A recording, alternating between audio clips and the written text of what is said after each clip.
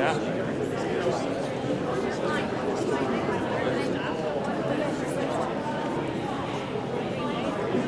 know. Well, enjoy it. Something informative. That's what I hope it is.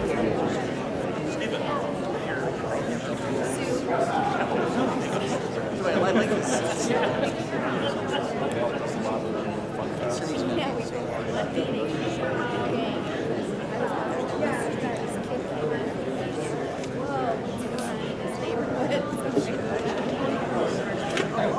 He never left.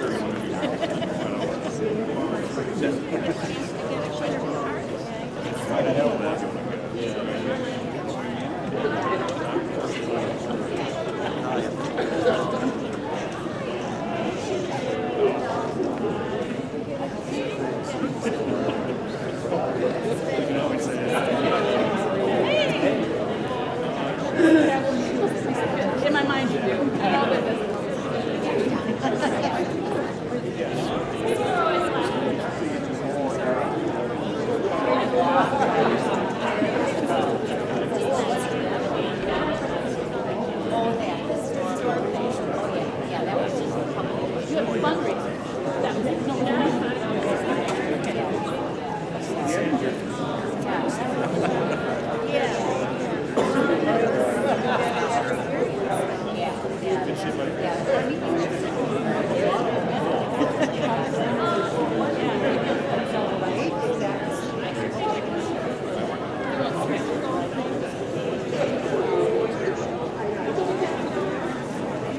No, she'll go back to me.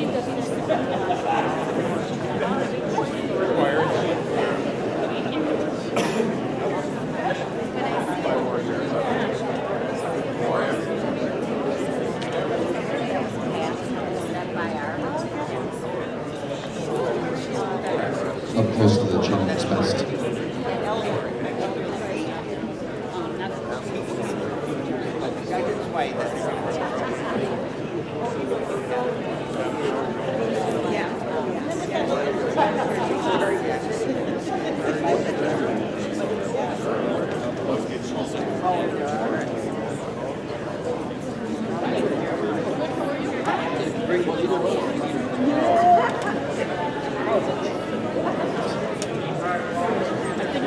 Most ended up with we'll see where they are.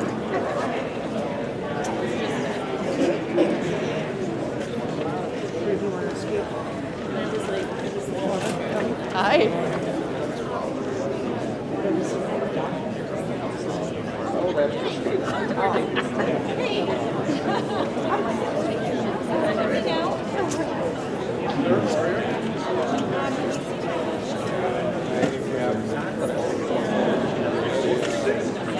How are you, Leah? Good. Nice to see you. Yeah. Hi. Come for the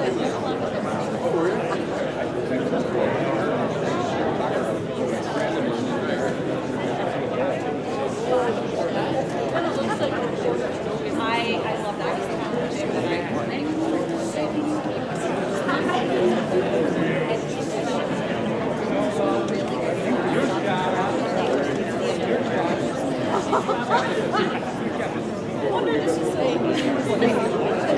Did you like the big sets?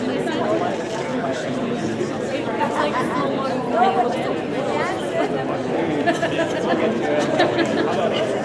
I just don't want to get into Mr. Mayor, how's it going? Oh, I'm sorry.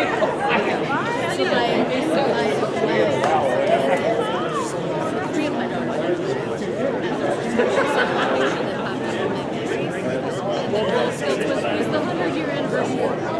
So they went to that picture. I don't know.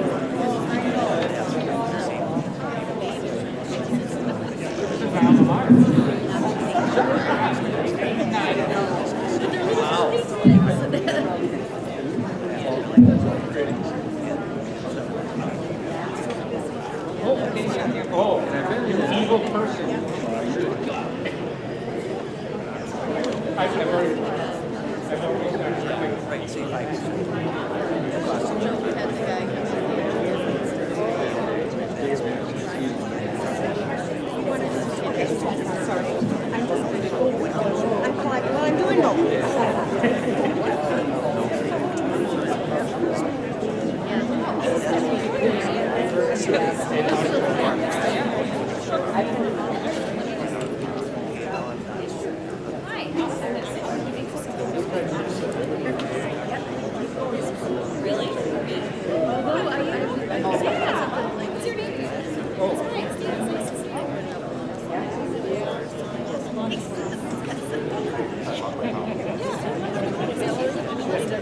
No, I'm good.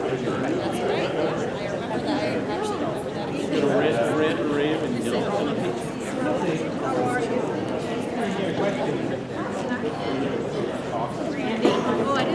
I hear Randy. I heard that voice. I was like, yeah. Here he is. How are you doing? I'm retiring now. This is not really her. Oh, you guys always say that. Ah, one more. No, They no. can't do without me. No, they can do without me. Well, you have to see who else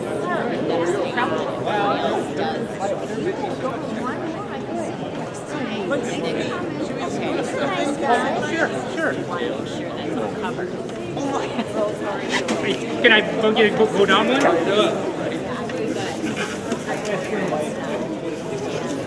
They don't want to. How are you doing? I haven't seen you there.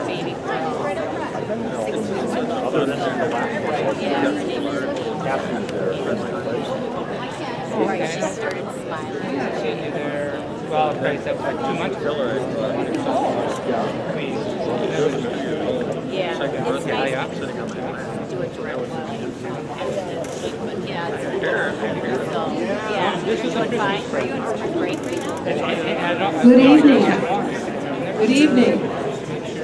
Welcome to the Green Bay Mayor's This is your Forum, target. sponsored by the Can't miss. League of Women Voters of Greater Green Bay. My name is Karen Schley. We want to thank the Green Bay Neighborhood Association and Project Vote for their interest and support of this event. Tonight, Project Vote member Scott Stein will do the coin toss with the candidates. And then he will say a few words.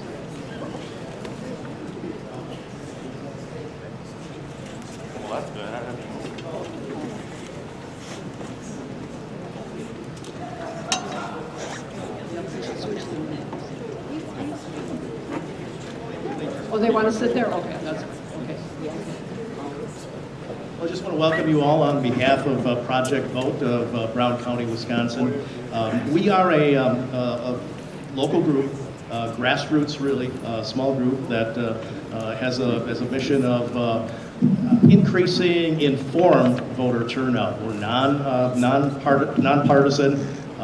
We don't take any stands on issues or endorse candidates. We have hosted similar forums like this in the past, but we welcome the opportunity to work with the League of Women Voters for this event. It's important that people know what the candidates have to say so that they can go to the polls and cast ballots based on information and based on the knowledge of the candidates. So with that, I'll keep it short so that we can hear more from the candidates. Thank you, Scott. Now we'll have a brief statement from the Neighborhood Association, Green Bay Neighborhood Association President Michael Porodek. Thank you. Good evening, everyone. My name is Michael Porodek, and I'm very proud to serve as chair of Green Bay Neighborhoods, which represents our over 30 active neighborhood associations across the city. Green Bay Neighborhoods is proud to be supporting tonight's debate hosted by the League of Women Voters of Greater Green Bay. Green Bay is a neighborhood of neighborhoods. We value our city's sense of community and the support we have with our fellow neighbors.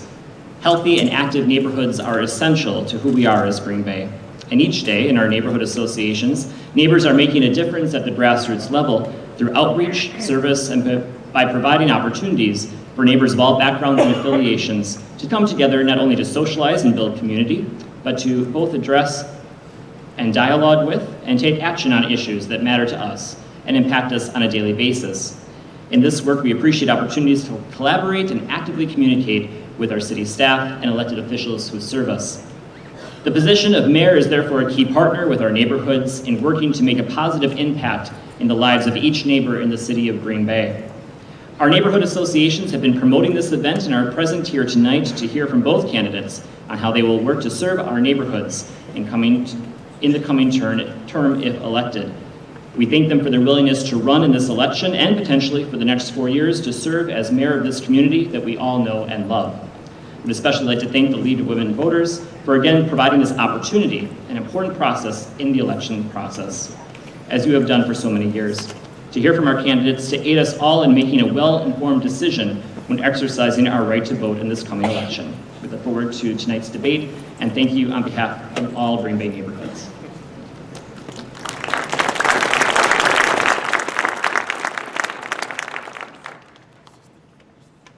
Thank you, Mr. Stein and Mr. Porodic. That was very nice. We would also like to thank the candidates running for mayor. They are incumbent Mayor Eric Genrich and Director Chad Weininger.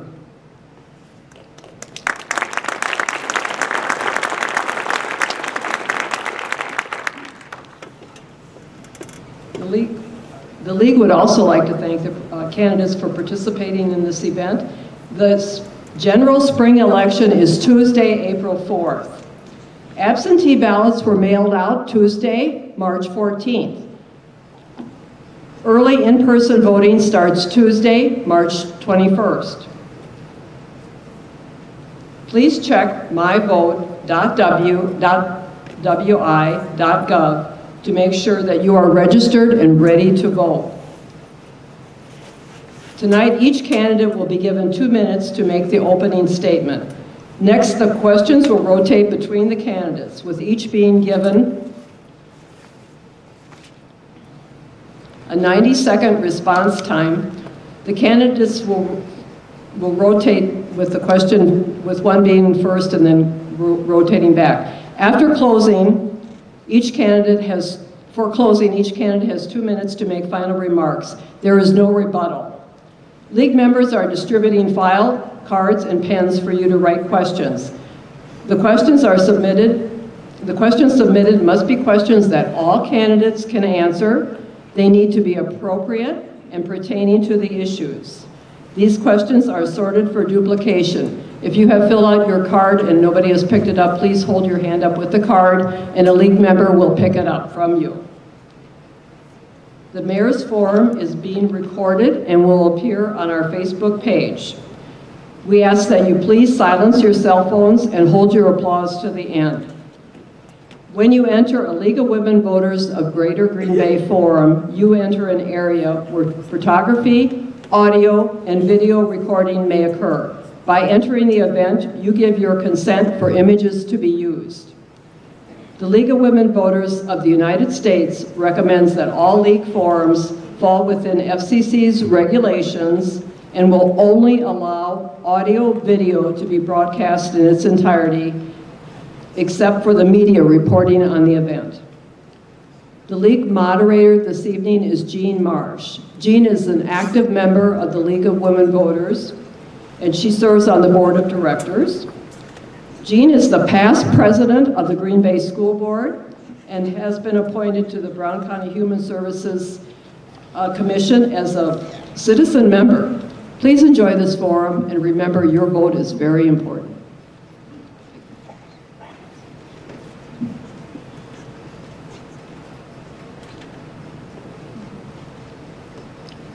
Thank you, Karen, and welcome to our candidates for the Green Bay Mayor, Eric Genrich and Chad Weininger.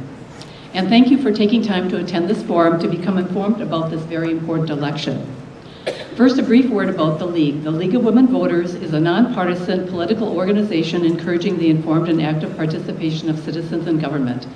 It influences public policy through education and advocacy. The League never supports or opposes any political party or candidate. The timekeeper for this forum is League member Don Dahlstrom, and the forum will run for 1 hour. The opening statement will begin with Mr. Weininger, and that will be 2 minutes. Thank you. Okay, thanks. Are we ready? Okay. My wife Heather and I chose to raise our family in this community that we both grew up in. And as a father of 4 young children, I'm deeply concerned about the direction and the future of the city of Green Bay. I want to ensure that they have the same opportunities that I did, if not better, growing up. As we've seen with the massive tax increases and tax shifts over the last 4 years, it's harder to afford to live in Green Bay. With that, with the massive tax increase and shift, it's harder to afford to live in Green Bay. And even with those tax increases, our roads are still crumbling, our infrastructure is falling apart, and many of our neighborhoods are less safe. We lack a strong economic development vision and a visible mayor to actually promote economic development and attract economic investment to our area. I have a proven leadership in bringing people together. In the state legislature, I brought people together, work on economic development bills that helped rebuild downtown, the historic tax credit, the PACE program, and the multi-jurisdictional TIF program. In addition, as the director of administration, I brought folks together and led the effort to put together the polling plant deal, which will allow the coal piles to be moved. In addition, I led the effort for the creation of the paper-making corridor, which allowed for a $500 million investment in a family-owned business, Agreement Packaging, to stay here for the next century instead of moving to Arkansas. Also, as the director of administration, we brought people together. Before I took over, some of our budget meetings would last 8 hours. And we got those down to almost 30 minutes. I think that was our soonest one. And we did that by not having an antagonistic relationship with the board. We brought folks together to get things done. And that's what I'm offering to bring to the city of Green Bay. Thank you. Eric Genrich, your 2-minute opening statement. All right. Well, thanks so much to the League and Green Bay Neighborhoods and Project Vote for bringing us all together for this important discussion. Also want to thank all the citizens for showing up. I told Chad we probably should have gotten a smaller room, but really appreciate all the interest that's demonstrated by the attendance in person and online this evening. You know, we've been at this nearly 4 years. I was elected back in 2019 after serving in the state assembly. We've faced some pretty significant headwinds, political and pandemic, but in spite of it all, we've made tremendous progress, in my opinion, for the people of Green Bay. We've prioritized a number of things in this tenure, but first and foremost, it's been public safety. From our first budget forward, we've made significant investments in both law enforcement and our fire department and EMS. We've added 7 police officer positions over the last 4 years. We've made significant investments in technology as well, bringing on body cameras to our police force with the support of our union and our community and our chief. We've also made significant investments in infrastructure. This is something that we talked about when I ran 4 years ago. We've put $20 million to work to replace or repair 22 plus miles of city street over the last 4 years, made 11 bridge improvements. And on top of that, we've had a real focus on community and economic development all across the city of Green Bay, from the far east side to the far west.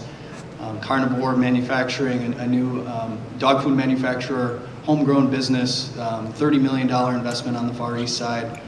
In the Legends District on the west side, $30 million hotel being constructed. A lot of great jobs associated with it. So as I said, we've made a lot of progress over the last 4 years, and we're asking for your support to continue that. Please hold your applause until the end. The first question we'll address to Mr. Genrich. Crime has been a serious topic in the Green Bay area over the past few years. What will you do to make sure residents feel safe in our homes and neighborhoods? Yeah, this is absolutely the number one priority. If we don't have a safe community, we can't build upon it to have success in other areas. And so that's why, as I said in my opening statement, we've made such tremendous investments there. 7 additional police officer positions, additional firefighters have been added to our department as well. Over the last 4 years, we've increased the police department's budget by nearly 13%, $4 million. It's the largest increase of any department in the city of Green Bay. And so, you know, we'll continue to make those traditional investments. We're also in the running for a $1 million grant to implement a violence prevention program centered on our community and economic development department, using mentorship organizations to prevent people that are at risk of committing crimes and being victims of crimes from engaging in that sort of behavior. So I take this job really seriously, but I also don't engage in platitudes. My opponent has said he's going to stomp out crime. He's going to fight crime. I don't know that too many people can imagine Chad plodding around in his khakis fighting crime himself. That's why we have a chief of police. That's why we have a police department. That's why we pay our officers to do the tremendous work that they do every single day in this community. So I'm going to continue doing everything I've done in these last 4 years to make sure that our police department has the resources that it needs. Mr. Weininger? Great, thank you so much. One of the first things I would do is restart the mayor's neighborhood walk and talks. That brings the mayor into the neighborhoods to address the concerns. Some of our neighborhoods have quality of life issues, speeding issues, and some of them have really severe issues like drive-by shootings and drug houses. The second thing that I would do is reinstate the mayor's clean sweeps. That happened, we created that decades ago, and that was very effective in bringing departments, individuals together into the community to help address severe crime. It actually brought it down. It works really well. The other thing what I would do is actually add the 7 officers that were unfunded and then eliminated in Eric's budget, because I think that's important that we actually have those officers on the street to help address those issues and target those areas that we really need to focus on, whether it be speeding or working with the Brown County Task Force to fix the drug issues that we have in our community. Thank you. The next question will start with Mr. Genrich, with Mr. Weininger. And it reads, in the past several years, city property taxes have increased. How would you work to avoid property tax increases in the future? Yeah, well, thank you for that question. That's a good one. I think the key here is economic development. We need to grow our tax base.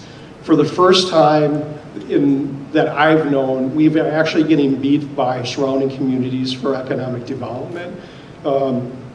Ashwaubenon nearly doubled our net new construction. Howard and even Hobart beat Green Bay for net new construction.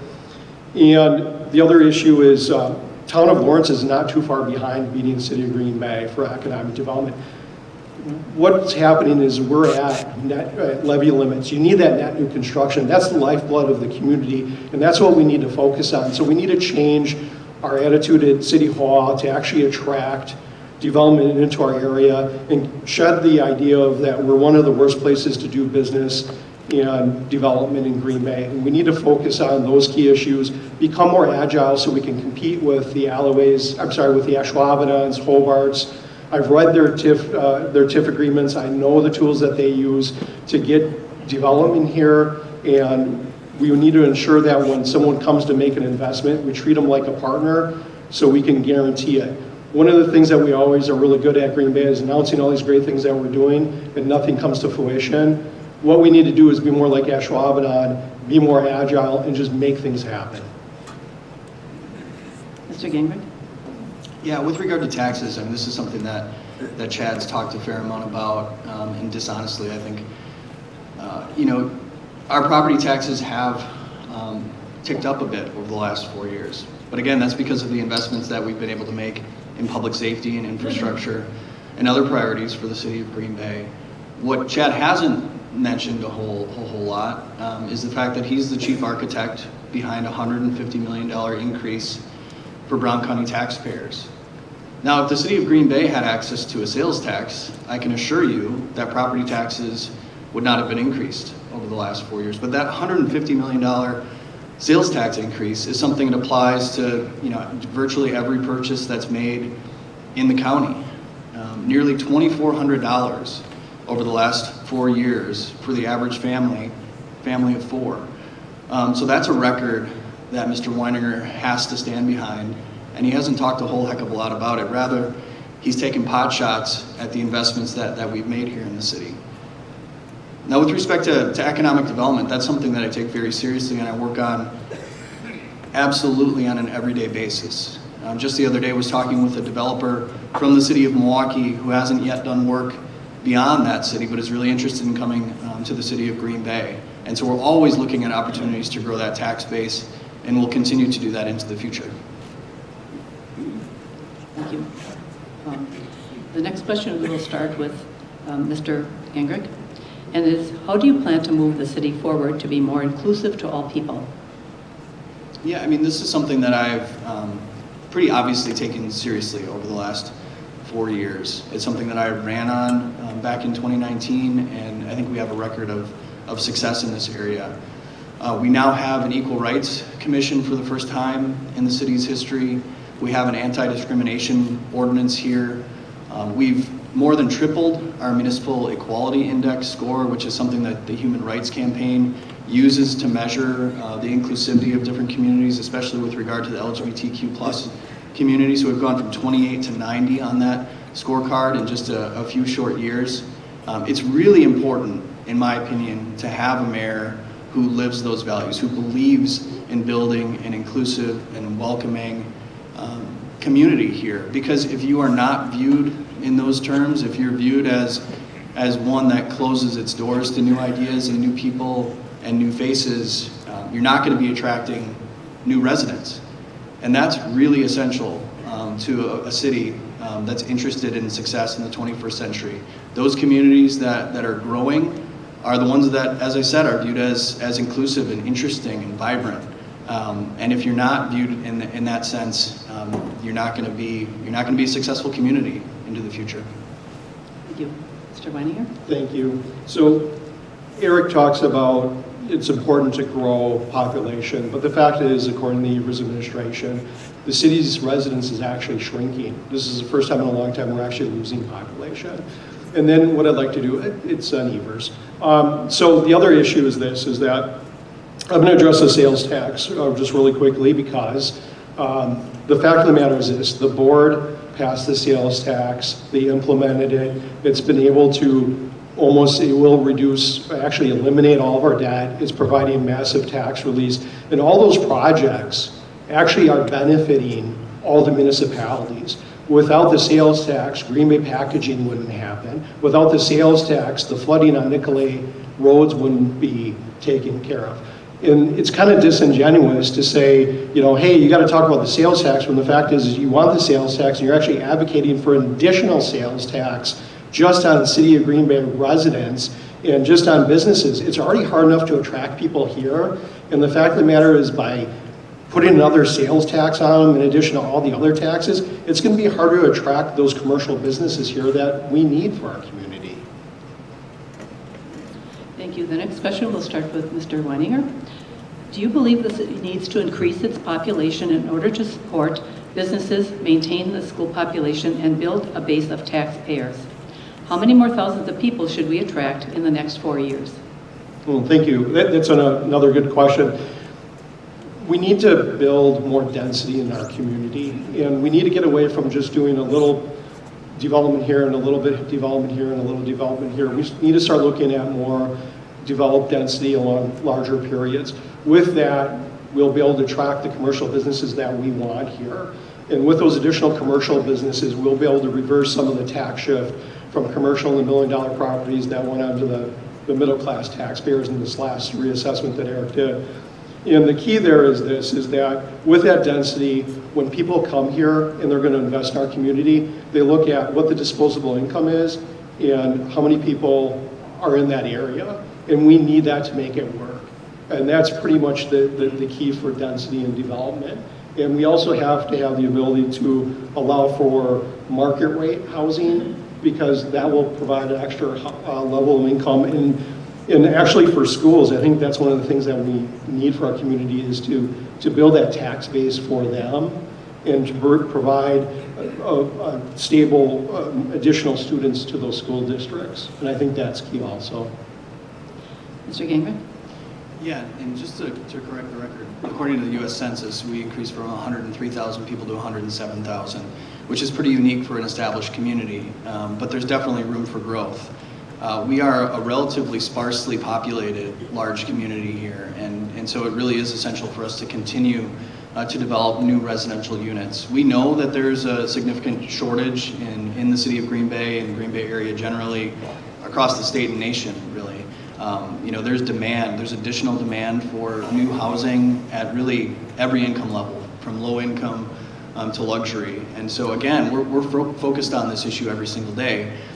Just the last council meeting, we approved a development agreement to collaborate with the United Way on a new housing development on East Walnut. So 43 new homes being constructed on Walnut and Roosevelt. We've got another one coming up on our council agenda for this upcoming meeting for 40 or 50 new apartment homes on North Military Avenue. We've got 200 plus units under construction in the rail yard as we speak. And again, talking to developers both local and regional on literally a weekly basis to make sure that we're well positioned to continue to grow into the future, because it is really important for us to grow our population, and we're committed to it. The next question will start with Mr. Genrich, and it is, what value do you see in having retired senior citizens spread out throughout the neighborhoods in Green Bay, and what changes would you attempt to make to attract and keep them in the area? Yeah, that's a really good question. I think seniors add so much to the quality of our community, especially pairing them with our young people, with our children. That kind of intergenerational exchange is really valuable. One thing that we've talked about and would love to implement is the basically allowing for what's known as accessory dwelling units that are associated with single-family residential homes, and allow for a smaller structure to be constructed in the backyard to allow for to seniors, a grandmother or grandfather, to live close to the family. And so that's really essential. The other thing is, of course, is to continue to develop new housing units downtown and in other areas that are walkable and accessible to amenities like grocery stores and other things. So it's really hard, I think, to put a value on the importance of creating a community that's accessible and open to senior citizens, because they do bring so much value to the city here. Thank you. Mr. Weininger? Thank you. So each year, just to address Eric's comment about the census, that it's true, the census, but Department of Administration puts out new population projections each year. The city and the county gets notified of that. So that's where you would find that information. So doing doors for the last 5 months and talking with many seniors, it's actually kind of heartbreaking. With the reassessment, I knocked on a senior's door, and she talked about how she was going to be able to afford to pay an extra $1,000 because of the tax reassessment. And she's really concerned about that. She's on Social Security, and that's just not an isolated issue. So that has to be addressed, is to make sure that housing is affordable for seniors. The other issue is this, that seniors, if they're going to live here, want to live in a safe neighborhood. That's been another concern for some of the folks that I've talked throughout the area. The other thing too is, if Mayor, I know that some folks do this, but I think what we need to do a better job of championing, the helping seniors and helping neighbors type of nonprofit where they help them with yard work. I know neighbors are really good in Green Bay, and I think we're all kind of proud of that, because I sometimes have to snowplow my neighbor's driveway so she can get in. My neighbor helps me out sometimes when I'm working really late hours at work. But that would be the key, is to help create that mechanism. Thank you. The next question will start with Mr. Weininger, and it is, please comment on state revenue sharing and how little the state supports municipalities. Yeah, I think that's pretty straightforward. It would be nice if there was some additional state revenue coming in. I can speak from the county standpoint, which the city is, but we roughly have about $15 million in unfunded mandates. And with the levy limits, it's really tight. So right now, if you don't get additional shared revenue, what you really need to do is really grow our tax base, which is a priority of mine and something that I'm willing to champion, because that's really the key. The only problem with shared revenue is that when times are good, they're really good and the money flows. But when times are tight, the states that's what they usually cut. And that is worse. So we just have to be careful of that. So if there is a commitment from the state, we need to make sure that it's a long-term commitment, not a short-term. Because usually when times get tough, the services you don't want to cut are the local municipality services like law enforcement, fire, and the things that make our community strong. So part of that is having the flexibility to grow our own tax base through net new construction. But part of it would be working with the state to figure out some way to ensure that if they did provide additional funding, that wouldn't be cut in the future. Mr. Genrich? Yeah, I think it's worth noting that when Chad served in the legislature, he had the opportunity to increase aids to local government as somebody who's serving in the majority party and failed to do it. We, as Democrats, put forward increases in shared revenue and rejected both times by Republicans in the legislature. So the record isn't great in those terms, but I think there's reason for optimism. We do have alignment, at least rhetorically, between legislative Republicans and Governor Evers on this issue. Governor Evers, in his budget that he introduced, has a plan to increase shared revenue just for the city of Green Bay by $11.4 million.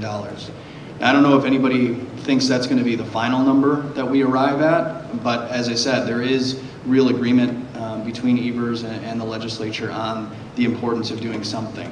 That would be tremendously beneficial to the city of Green Bay and all municipalities who, across the state of Wisconsin, are over-reliant on property taxes. Everybody wants to see property taxes reduced, but without additional shared revenue, it's very difficult to do that. And finally, just on property taxes, Chad a couple times has mentioned the revaluation that took place here.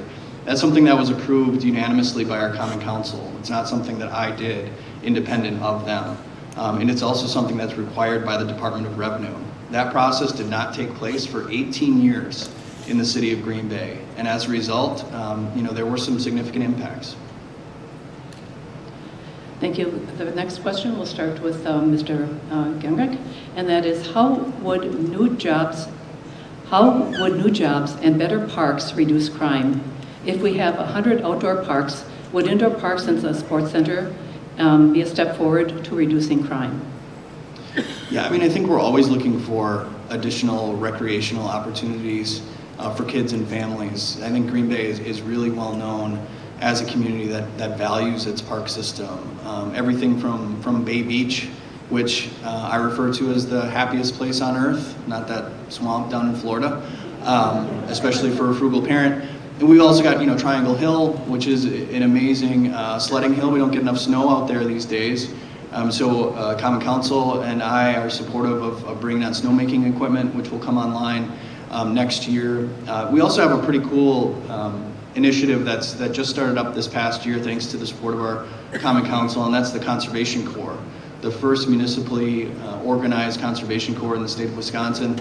And so they're out there every day, rain, shine, snow, bettering our parks and our greenways, getting rid of invasive species, and enhancing the native habitat, improving the trail and greenway system. So I think that's another opportunity for young people to gain employment, gain training year-round and also seasonal. So we've got 6 full-time Corps members, and then we've got 15 that are going to be coming on for the first summer season. So again, we've got a great system of parks. They're fantastic amenities for kids and families, and we'll continue to do everything that we can within fiscal reason to enhance them. Mr. Great, thank you so much. And if I could just address the shared revenue issue. So when I talked about, I prefaced it that, when times are tight, they're really bad. A decade ago, the state was $1 billion in deficit, and there just wasn't the cash available, and that's what I'd be worried about again. As for parks, on this one, Eric, I think we agree. I think that makes a lot of sense. One of the things I've talked about when doing doors, there was neighbors that were concerned about the Parky program being adequately funded and keeping our children busy and keeping Colburn Pool open and all of our parks open, so they actually had something to do as opposed to just kind of talk, to walk through the parks. And I think that's something that would be a priority of mine, is making sure our pools were fully staffed and operational. That's something with someone who has management experience I could definitely focus in and help walk through. And that's part of what makes our community what it is today, are things like Bay Beach and our parks, and those investments are really important that we continue to invest in them so we have this high quality of life. Thank you. The next question will start with Mr. Weininger.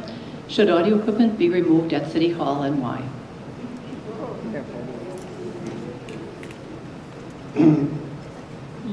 So Audio equipment should not be in those general hallways at City Hall. I agree with the ACLU, they should be removed.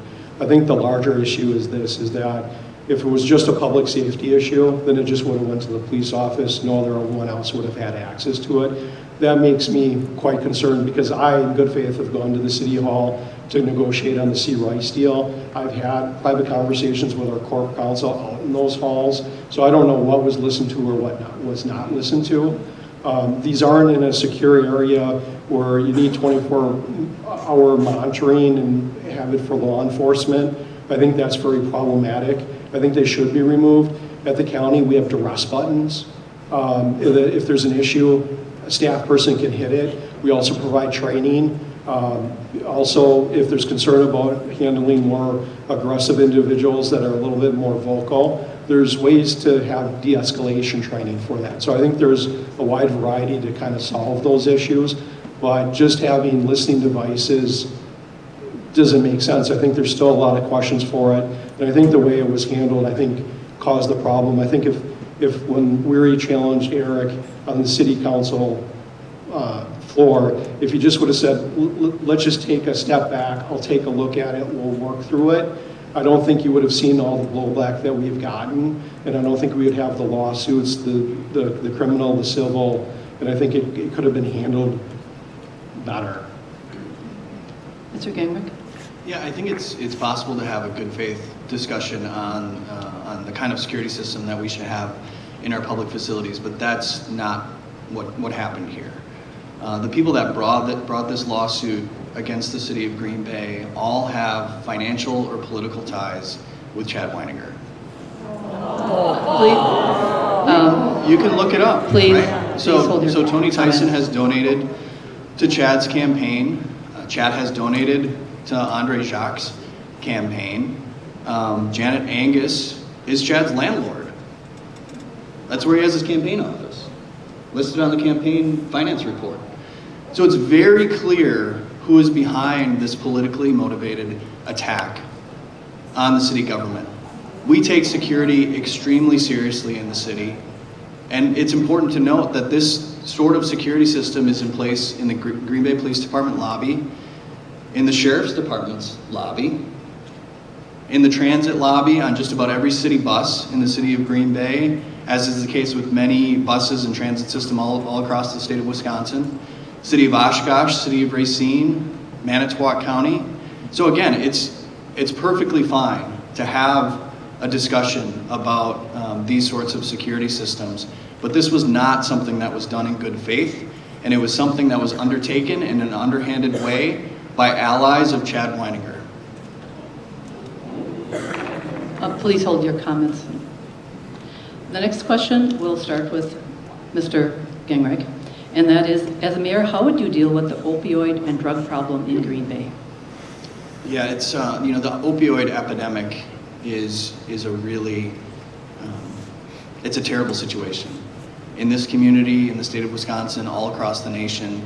It's something that we are being affected by, and it's a tragedy for those that have lost their lives, for those families who are impacted, for those friends who have been impacted. Thankfully, the county has received a bunch of money. So interested in collaborating between the city and the county to figure out how best to put those dollars to work. Those monies are the result of a lawsuit that the state of Wisconsin received and has distributed out to counties across the state of Wisconsin. I really applaud the county executive, Troy Streckenbach, for his declaration of this being a public health emergency. And I've had discussions with him, attended a few meetings, as has our chief of police, and look forward really to collaborating as a community, as a city, as a county, as surrounding municipalities, as school districts, because this is not something that can be addressed by one or the other entity. It really needs to be a community-wide effort. Thank you. Mr. Weininger? I couldn't agree more with what Eric just said. I mean, we have a 6-month-year-old that died of fentanyl overdose. We have a lot of people in our community that are hurting, that need the treatment, and then the drug treatment and the rehabilitation. But what Eric isn't telling you is he dropped the ball. He could have joined onto the lawsuit to bring $1 million, $2 million to the city, but instead what they did is they waited for some legal argument from a Harvard University that would have made them a class to participate so they could have taken it. What Elsie isn't saying is other cities in Wisconsin joined into that lawsuit. When that lawsuit that they were banking on lost, they had 9 months to join on to the county settlement with the other cities.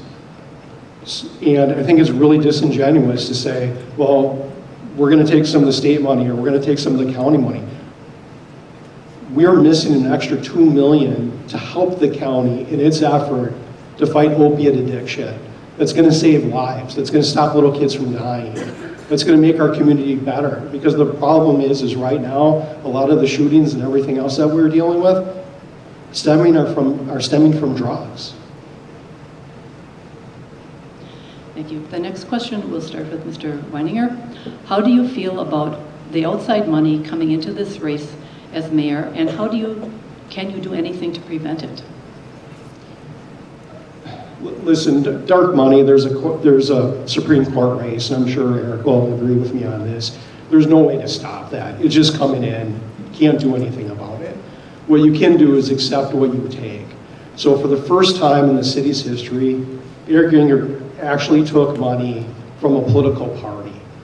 And what I'm concerned about is these issues, these local issues, shouldn't be political issues. They really should be issues about police and fire and garbage pickup. We don't need the dysfunction at the federal level that we have at the local level. That's just simply wrong. Right now, we're the last bastion of government where people trust, and it's only at 60%. So 60% of the people trust their local government. They don't trust federal government. They don't trust state government. And when you keep on piling that on, it's really difficult. So no one should be holding political bosses in Madison. And I understand you're proud of your party. That's great. But what I'm worried about is Northern Mayor has done that, and we just don't need that in our community. That's what I believe. I believe what we need to do is work together, and that's something that I've done at the county. Bring people together, not divide people. And I think that's the case. Now what's happened is to fight, to overcome that. I've had to reach out to everyone. And then Eric is talking about this person and this person and this person is supporting me. Yeah, there's a lot of people supporting me. There's more people supporting me now than ever, but it's not because I might not be a great guy. It's just the fact of the matter is they're really dissatisfied with what you're doing. Please hold your applause. Yeah, so it's interesting that Chad makes those comments because, probably as we speak, we've got a former Speaker of the State Assembly, John Gard, raising money from corporations to support this guy. Because Chad's got a really good record supporting corporations. When he was in Madison in the state legislature, he was proud to support an enormous tax break for millionaires and corporations, one that provided an average of $2 million in tax cuts to the 11 wealthiest people in the state of Wisconsin. So that's who's working for Chad Weininger as we speak. Now, with regard to the Democratic Party of Wisconsin, they were supportive of me last time around. They continue to be supportive of me, and I gladly welcome that support. The Democratic Party of Wisconsin is one of the most important pro-democracy forces in the United States right now. So I'm absolutely thrilled to continue to have that support. Please hold your applause.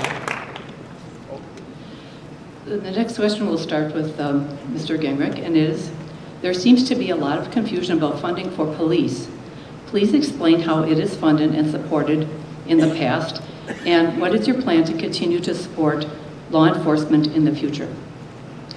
Yeah, so Chad's got a pretty good head for numbers, so I think this is going to be easy to understand. When I came into office, there were 180 funded sworn officer positions in the city of Green Bay. In my first budget, I increased that to 185. In the subsequent budget, I increased it to 187 funded sworn officer positions. So the difference between 187 and 180 is 7. That's a really important investment that we've made in the city of Green Bay, and as I said, I'm very proud to have spearheaded that on 2 occasions in 2 subsequent budgets. As I mentioned earlier, we've increased funding for our police department to the tune of nearly 13%. $4 million over the last 4 budgets has been added to the police department. And it's incredibly vital to handle the traditional services that they've always been known for, as well as new and innovative initiatives that they've been a part of over the last 4 years as well. So again, I'm very proud of our record on public safety, both with regard to our police department and our fire department, and we're going to continue to do whatever it takes to make sure that Green Bay continues to be a safe community. Mr. Weininger? Great, thank you. So I'd like to address a couple of things. First off, when I was down in the legislature back in 2010, our economy was a shambles. We had to attract businesses. We had the highest tax rate in the area. By making these changes, we now are benefiting from them by bringing all that extra revenue in. That's the reason why we have the surpluses we do. So that's one of the pieces. The second piece is this, is if you notice, I keep on getting attacked for things I did a long time ago. They have nothing to do with city management, and I think that's really important to know. The other thing too is if you want to do the math, the fact is in 2019, there's 194 officers on the table of organization. Please look this up. Please look at this up in the budget book TOs. And in 2020, there was 194 and only 185 was funded. In 2021, there was 187, so there's 2 added. But they had 194 on the TO. In 2022, he eliminated those positions to bring it down to 187. So he had a chance to fund those. He decided not to. And then the other issue is then he eliminated them after. And the fact of the matter is this, is there's a lot of games going on. And at the county, what we do is we actually put controls into place and resolutions that prevent this type of stuff from happening. So there's honesty in budgeting. Thank you. The next question will start with Mr. Weininger, and it's related to child care and unemployment. Child care and unemployment are related. Can you explain how the two are related, and what plan do you have to address this issue? So for child care and unemployment, I think the issue is again, what does the city have control over? And the city doesn't really have unemployment or child care.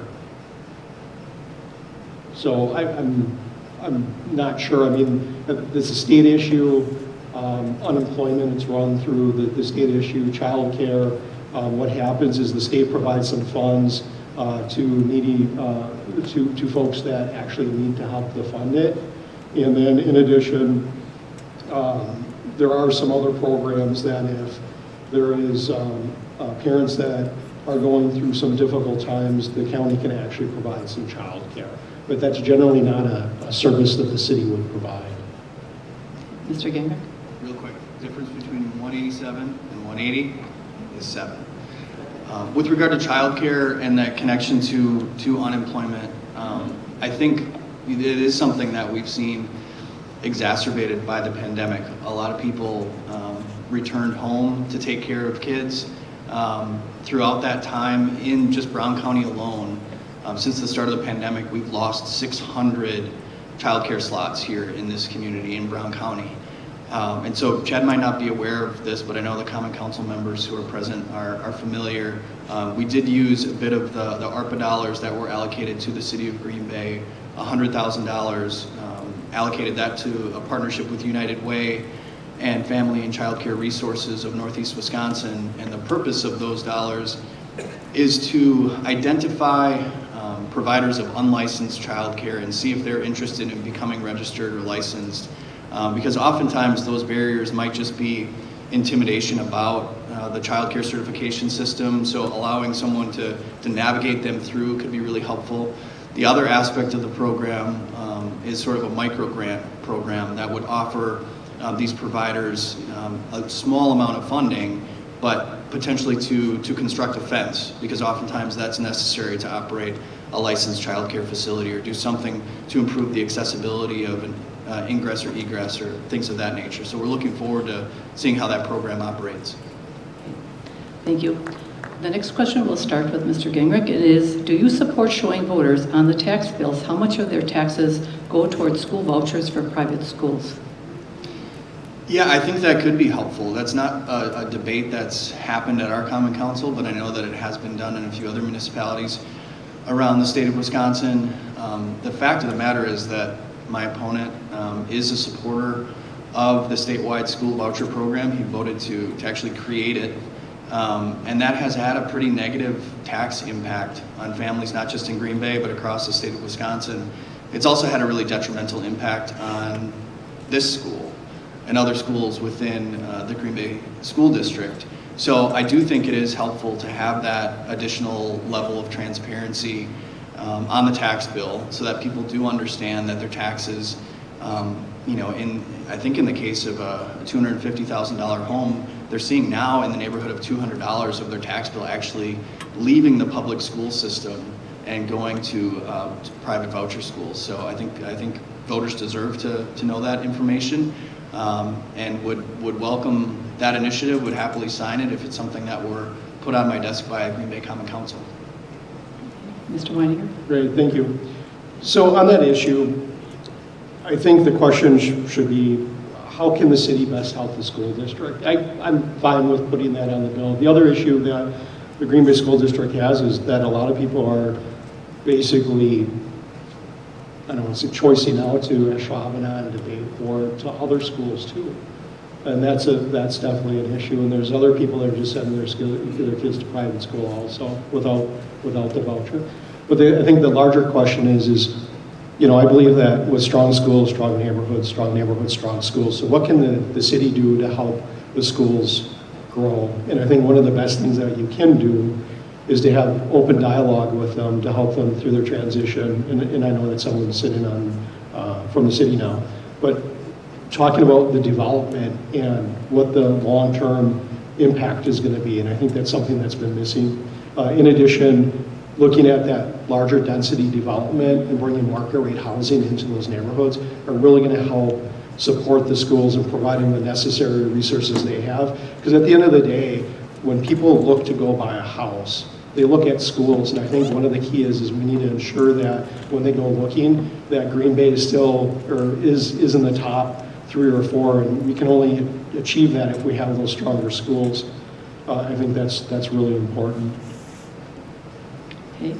The next question will start with Mr. Weininger, and that is, the coal piles have been a campaign topic and a problem for several decades. What can you do to help remove the coal piles, and what will you do regarding that in the next 4 years? Sure, that's a great question. I mean, we started with the actual polling plant purchase, which I kind of had up. I used to call Eric quite often on it, right? And keep him in the loop and talk through where we're at. We put together different partnerships with a private entity, with WPS, with Three Energies, kept the city in the loop, and worked within our county departments and got some additional state funding. So we have that. We also have the funding, and I'll give you a plug. You helped secure and make calls to help fund the state funding and federal funding for the creation or the development of that site. So that's where we're at now. The next piece is working on something with Sea Rice Coal to actually get them to move. Right now, I think we're probably within about a year or so before we actually start seeing the mouth of the river really starting to take shape. That's going to allow time to negotiate those deals to move forward. So, I mean, this really is a project that the city and the county and the port have collaborated closely on. I look forward to some awkward conversations post-election day on our continued efforts to continue with it.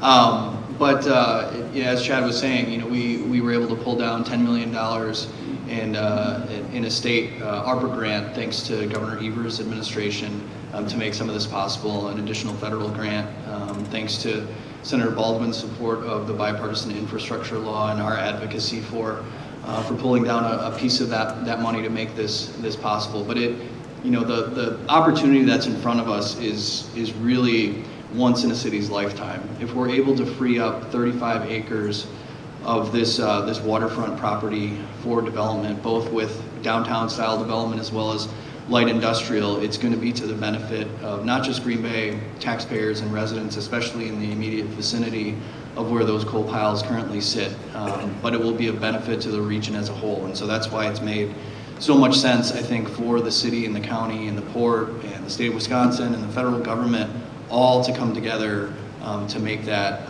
that ultimate move of the coal pile operation possible. Okay, thank you. The next question is regarding the roads. We'll start with Mr. Genrich. We have over between 450 and 500 miles of roads, and roads last about 25 years, is the statement.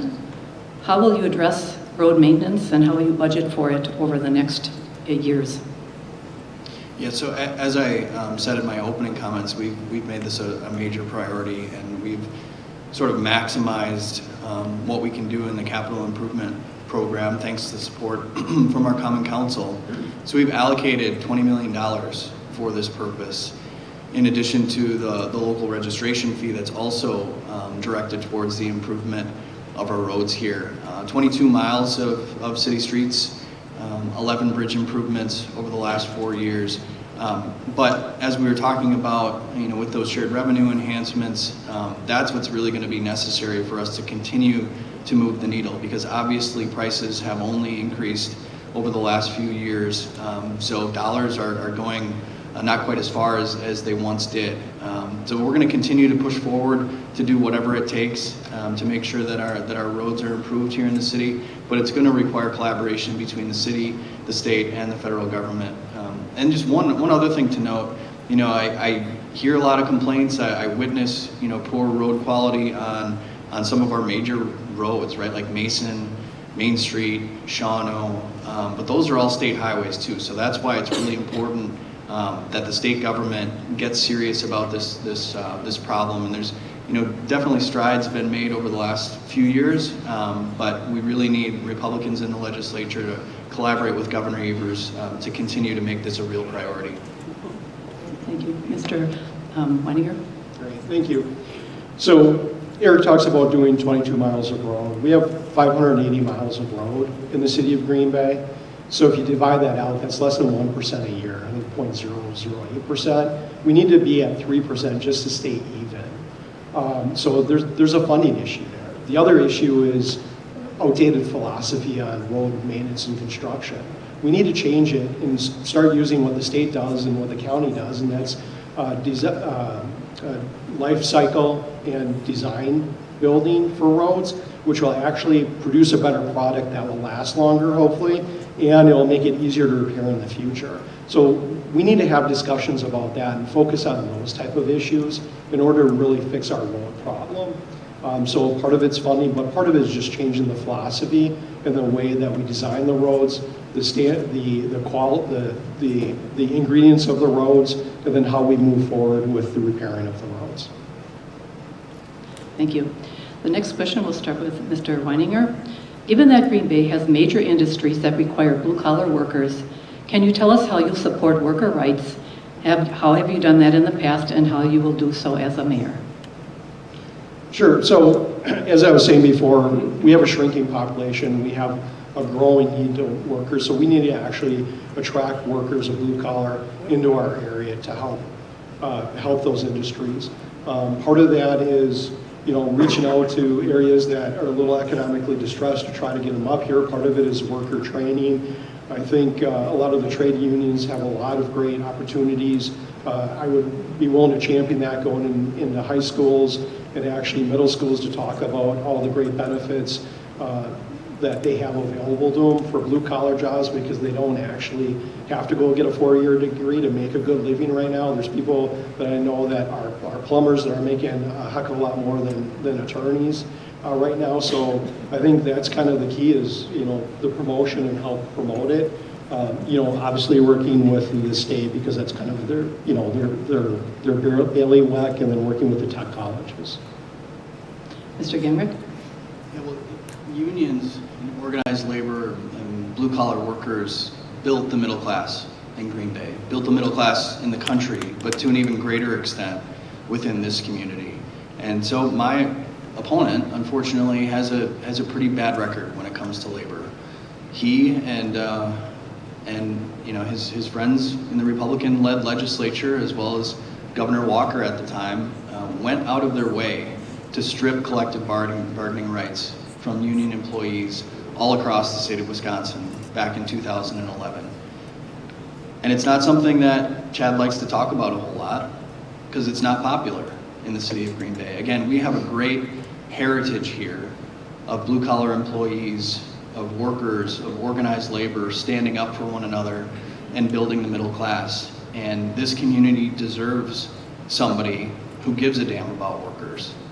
And that's how I've led this community. That's how I've led as a CEO in the city of Green Bay. That's the kind of relationship that I have with the firefighters, with our police officers, with our transit union, with the labor associations that no longer have full collective bargaining rights within our Parks Department and within our Department of Public Works. I value the work that our employees do every single day and the work that's done in our mills and on our shop floors all across northeastern Wisconsin. And it's a record that I'm really proud of. The next question, and this will be our last question, we'll start with Mr. Genrich. What are your top 3 priorities for the city of Green Bay? Yeah, so I touched on a couple of those with the opening statement: the public safety investments, infrastructure, community development. Not just necessarily centered on downtown, although that's a huge priority of ours, but focusing on developments on the east side of town as well as the west side. We've seen major improvements in the East Town Mall in a short period of time because of the work of Garrett Bader and other folks working on that. We've got developments. I mentioned Carnivore on the far east side. We also have the Legacy Hotel, which is a $30 million investment. It's really going to be key in our efforts to attract the draft here, the NFL draft in a couple of years. Housing will continue to be a major priority for us over the next 4 years because, as I said, we understand the gap that exists there. So it's a broad portfolio that I've undertaken as mayor because I believe that these are the things that need to be prioritized. So we'll continue to push those forward. We'll continue to push forward those initiatives on resiliency and sustainability that I alluded to with the creation of our conservation corps, those issues of inclusivity that I mentioned as well. And finally, something that we haven't touched on yet is the importance of local democracy. So now in the city of Green Bay, for the first time, we have weekend voting. We have evening voting. This has been a huge priority of mine and will continue to be into the future. Thank you. Mr. Weininger? Great, thank you. So my 3 top priorities: roads. We talked about it. 22 miles out of 580, that's less than 1%. We've got to be at 3%, plus to change outdated theory on road construction. Public safety, I want to add 7 officers back in and restore them because that's what we need to make our community safe. And I would also create the mayor's neighborhood walk and talks to get the mayor back in the neighborhoods, addressing issues, and actually going into neighborhoods that have high crime problems and fixing that. Development. We're not doing very well in development. We're known as one of the worst places to do business. We're not as agile as our neighbors. We need to change that philosophy too.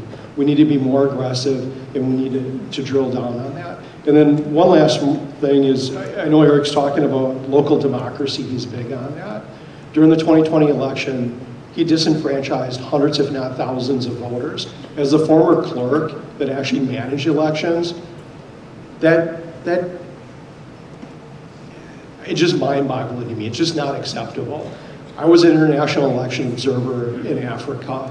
I've seen what happens when people don't believe in democracy, and it's not good. I've seen people get cut up with a machete, and their process is just inside the polling locations more secure than ours. But the problem is because there was such distrust in the government, it became violent, and I think that is just horribly wrong. My time up? Oh. We'll now end the forum with closing statements from our candidates, and they will have 2 minutes to do so. And we started with Mr. Weininger, so Mr. Genrich, you'll start with your closing comments. Very good. Well, thanks so much for your moderation tonight. Really appreciate your work. Also, again, want to thank the League of Women Voters, Project Vote, and Green Bay Neighborhoods for sponsoring the forum and for bringing us all here together. It's been the honor of my professional lifetime to serve as your mayor, and I'm really looking forward to another 4 years. Things have not always been easy, but progress never is. And I've always focused on making progress for this community and putting politics aside. You know, I've said repeatedly that I have a love-hate relationship with politics. I love what it can be. I love what we can do together to tackle the big challenges that face this community and this country. But I hate the pettiness and the smallness and the nastiness that's associated with it. So that's what I've tried to push aside. That's what I've tried to rise above each and every day during my tenure in this position, in this job. And that's what I'll continue to do, because the people of this community deserve somebody who is focused on tackling those big challenges, on fixing our roads, on investing in public safety, on building our community from the outside in, inside out. These are huge priorities of mine, and as I said, they'll continue to be into the future. So thanks again for having both of us tonight. I really appreciate it. Thank you. Mr. Weininger? Thank you. So as a community, we used to pride ourselves on being a big city with a small town feel. Now we're a smaller city with big city issues. My goal is to fix that. The question really before you is this. It's not about these state peripheral issues. If we want to deal with those state issues, we should run for state office. I'm running for mayor. And the question before you is this. Who has the best management experience? Who can carry out a vision and come up with a vision? And I think that's the question before you is who's best adequate to carry that out? I believe being the director of administration for the last 8 years in a nonpartisan fashion, in a nonpartisan role, you've all seen me in action. You've seen my work. You've seen me bring people together to solve tough issues. And that's what I can bring to the city of Green Bay, to the city council, to move us forward to creating that, you know, big city but small town feel. I think that's really important. I'll work tirelessly to make sure Green Bay is a place where you can safely raise children, have a good paying job, and raise a family. So with that, I'd like to thank the League of Women Voters, Project Vote, and the Neighborhood Association, and actually I'd like to thank Eric for attending too tonight. Thank you.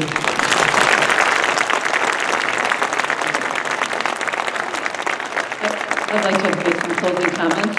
I'd like to close this forum by extending a sincere thank you to our candidates, Chad Weininger and Eric Genrich, for their participation in our democratic process and by sharing their positions and perspectives with us. To our audience, thank you for attending this forum and submitting your thoughtful questions. And our sincere appreciation to League members Linda Bartlett and Karen Schleif for coordinating the forum, and Don Dahlstrom for our timekeeping, and the members of Franklin staff for letting us use this wonderful auditorium. As a reminder, the recording of the forum is available on the League of Women Voters Greater Green Bay Facebook page. And thank you to the Green Bay Neighborhoods and Project Vote for supporting this League forum. Please remember to vote by absentee or in person at the polls on Tuesday, April 4th. Do you want some comments? Yeah, so thank you so much for being just a wonderful audience. My name is Colleen Krasinski. I'm the president of the League of Women Voters. We were overwhelmed with questions, and we are so sorry that we could not get to them all. We will make all of these questions available to the candidates. We encourage you to visit our Facebook page and comment on the recording, and if there was any questions that weren't asked, feel free to leave questions there. So thank you so much for being a great audience. We do appreciate it.